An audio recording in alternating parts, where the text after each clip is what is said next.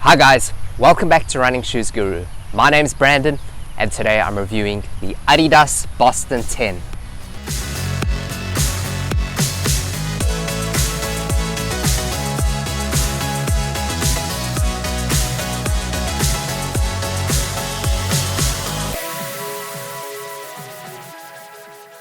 The Boston used to be a lightweight, versatile tempo trainer, and it was a good shoe, but nobody paid much attention to it.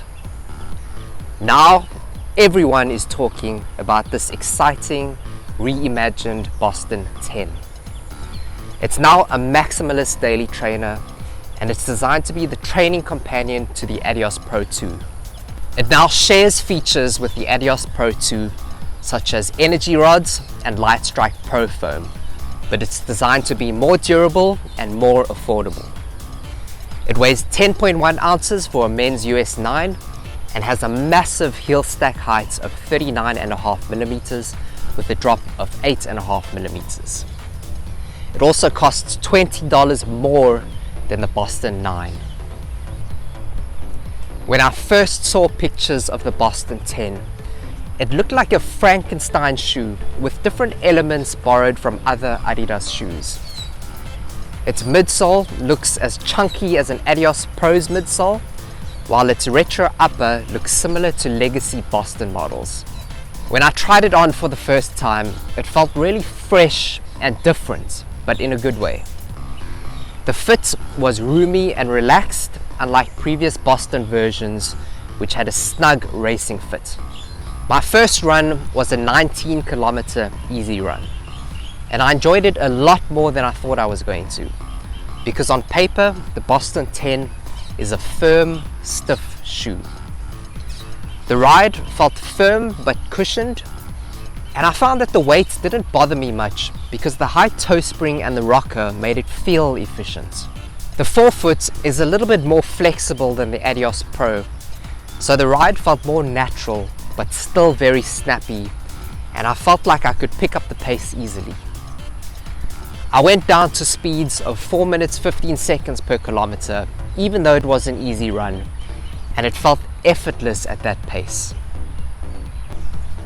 The Boston 10 rides much firmer than it looks, and it's firmer than other popular daily trainers like the Pegasus, the Ghost, and the Cumulus, because of this plate that sits in the back half of the shoe. I do wish that the midsole was slightly more forgiving, because when I switch out the thin insole for a thicker Ortholite one, the ride feels much more comfortable. It can now handle much longer distances better because of its thick monster midsole.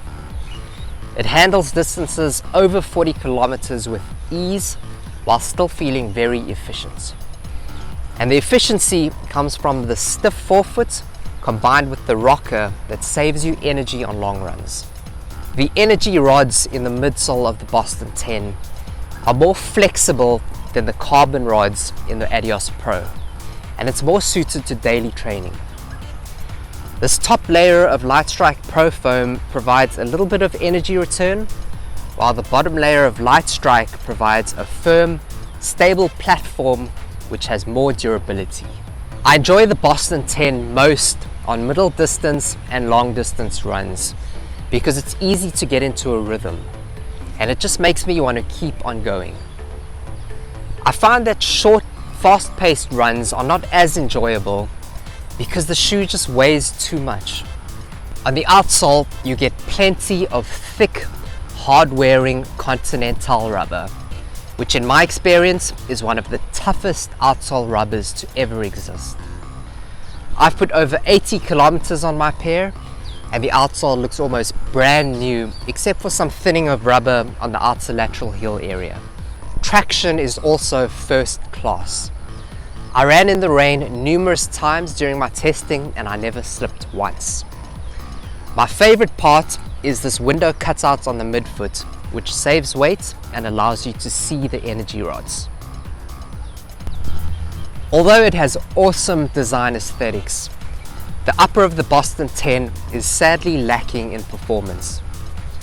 The biggest issues for me are that the forefoot is too long and the tongue is too flat, so my foot doesn't sit far back enough against the heel counter, and the heel always feels loose for me, even when I tie a runner's knot.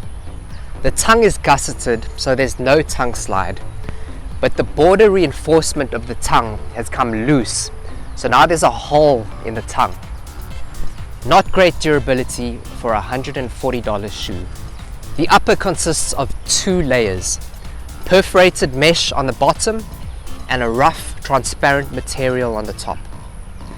Now when I wear black socks with the shoe, the sock fibers poke through the perforated layer and get trapped between the 2 layers.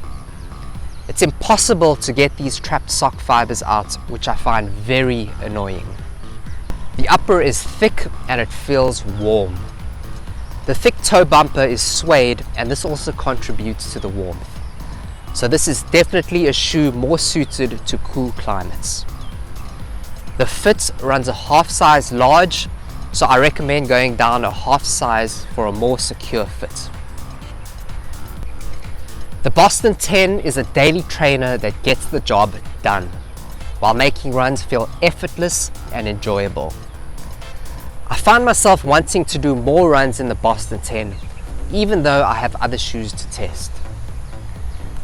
It's definitely a heavy shoe, but I don't mind training in heavy shoes because I feel like they make me a stronger runner. I enjoy the Boston 10 most on medium and long distance runs at steady or easy paces. That's when the rocker combined with the energy rods are most effective. I feel that short, fast-paced runs are a bit of a chore because of its heavy weight. The Boston 10 feels vastly different to any previous Boston. And I think that's a good thing, because there are new groundbreaking technologies like energy rods and Light Strike Pro foam that Adidas shoes need to take advantage of. And the Boston 10 does exactly that. If you really love the previous versions of the Boston, you can always pick up the SL 20.2, which is a cheaper, more traditional, lighter daily trainer. But I much prefer the Boston 10 because it has more cushioning and its ride is more exciting. The Boston 10 is an excellent training companion to the Adios Pro.